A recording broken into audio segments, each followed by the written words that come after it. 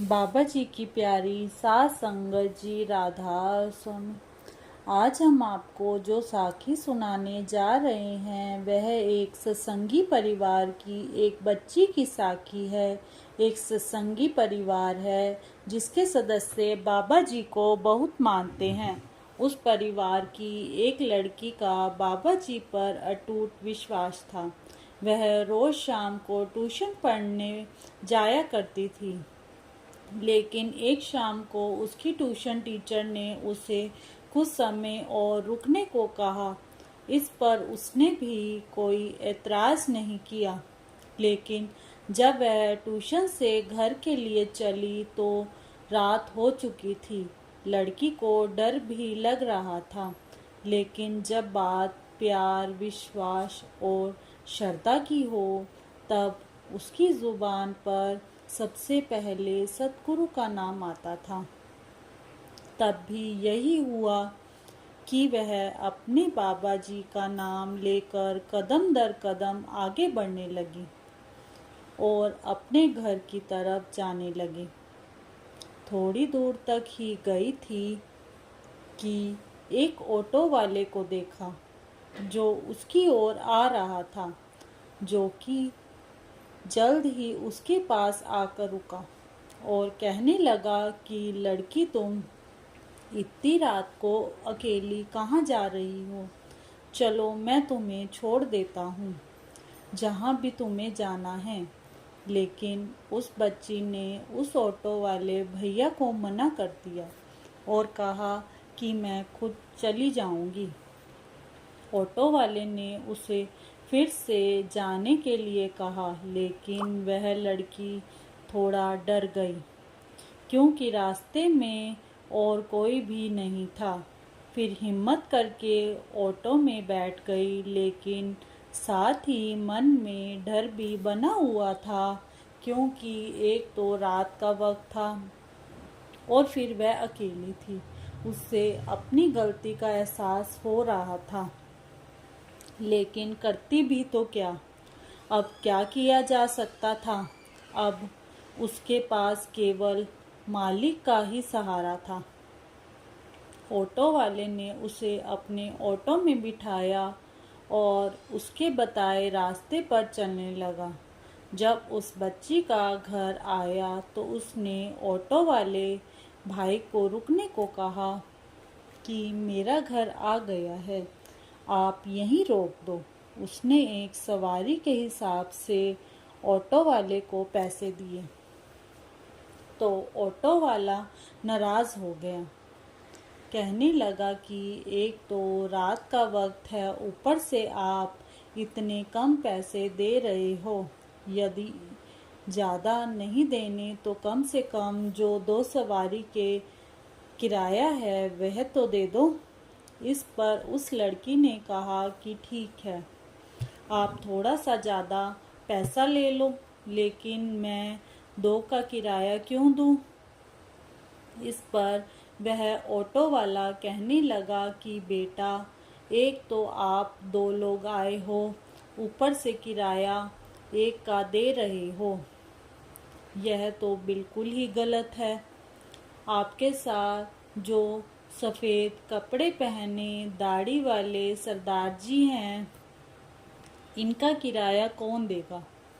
ये तो कुछ बोल नहीं रही हैं और मैं कोई मूर्ख नहीं हूँ जो रात को मैं 2 सवारी को लेकर जाऊँ और किराया 1 का लूँ। आप 2 लोगों का किराया मुझे दे दो। बस इतना सुनते ही कि दाढ़ी वाले सरदार जी का किराया कौन देगा, उस लड़की की आंखों में आंसू आ गए। उसने एकदम से 2 सवारी के पैसे निकालकर उस ऑटो वाले को दे दिए। उसकी आंखों में आंसू आ रहे थे। उसका रोना ऑटो वाले की समझ से बाहर था और उसे यह भी नहीं पता था कि वह अपने ऑटो में आज किस को बिठा कर लाया था।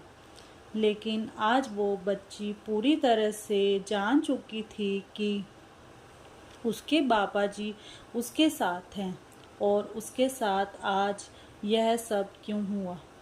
उसने मन ही मन अपने सतगुरु प्यारे बाबा जी को धन्यवाद कहा। वह समझ चुकी थी कि उसके साथ ऑटो में आज कोई और नहीं बल्कि बाबा जी खुद उसके साथ उसकी रक्षा करने के लिए आए थे, जो कि उस समय उस ऑटो वाले को देख रहे थे।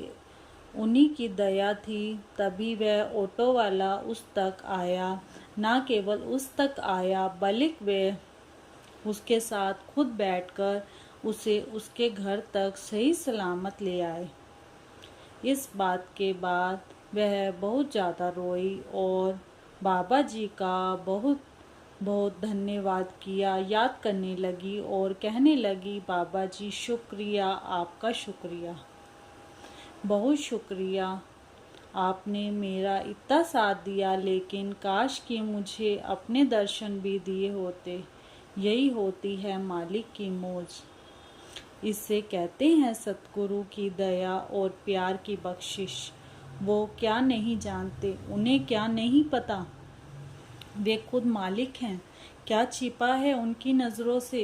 कुछ भी नहीं। उन्हें सब पता है कि मेरे बच्चे कहाँ हैं, किस हाल में हैं, किस समय उनके बच्चों को उनकी ज़रूरत है।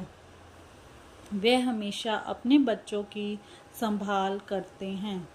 बस कमी हमारे विश्वास में ही होती है। हम ही उसे याद नहीं कर पाते। ना जाने क्यों हमारे पास ही उनके लिए वक्त नहीं होता। एक बार बाबा जी परोर जा रहे थे और उन्होंने ड्राइवर को बोला कि गाड़ी इस जगह से दाएं ओर ले लो। ड्राइवर बिना कुछ बात किए गाड़ी को दाईं ओर ले गए। जहां बाबा जी ने कहा कि गाड़ी रोक दो, उसने गाड़ी रोक दी। बाबा जी गाड़ी से उतरे और एक मोची की दुकान पर गए। उन्होंने अपना जूता वहां पर रख दिया। मोची ने बिना सिर उठाए जूता पॉलिश किया। फिर बाबा जी ने अपना दूसरा पैर रखा और उसने वह भी पॉलिश कर दिया। बाबा जी ने उसे पैसे दिए और उसने बिना सर उठाए ले लिए और जो भी बकाया था उसने बिना सर उठाए हाथ ऊपर कर दिया। जब उसने बकाया देने की कोशिश की तो बाबा जी ने कहा, रख लो बाबू, सारी रख लो। तो उसने कहा, नहीं साहब, मेरे सतगुरु, मेरे शहंशाह अपने हक की खाने की हिदायत देते हैं, मैं यह नहीं रख सकता। तो बाबा जी ने फिर कहा, नहीं आप रख लो। तो उसने कहा, नहीं, मुझे जितने चाहिए थे मैंने रख लिए, बाकी आप रख लो। तो बाबा जी ने कहा, कौन है तुम्हारा सतगुरु और कहाँ रहता है वह? तो उस बूढ़े आदमी ने कहा, मेरे सतगुरु ब्यास में रहते हैं। और उसने सामने लगी एक छोटी सी तस्वीर की तरफ इशारा किया कि यह है मेरे सतगुरु। बाबा जी ने बड़े प्यार से उसे कहा कि बापू, एक बार सिर उठाकर तो ऊपर देख लो, शायद वही हो जिससे तुम इतनी देर से मिलना चाहते हो। जब उस बूढ़े आदमी ने सर उठाया तो जो उसकी हालत हुई हम सब अंदाज़ा लगा ही सकते हैं। उसके नेत्रों से आंसू बह रहे थे। वह कुछ ना बोल पाया और अपने प्यारे सतगुरु के पैरों में गिर गया।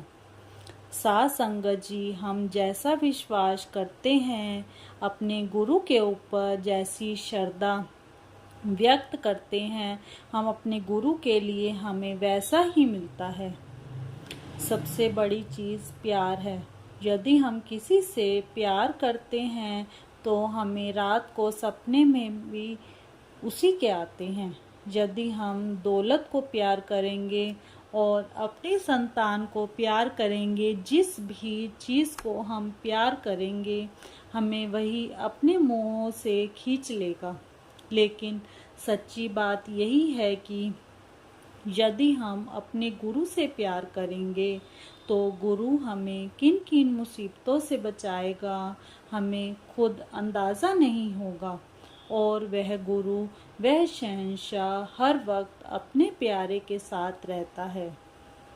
जब शिष्य मुसीबत में होता है तो वह अपने गुरु को याद करता है और गुरु कभी अपने शिष्य का हाथ नहीं छोड़ता।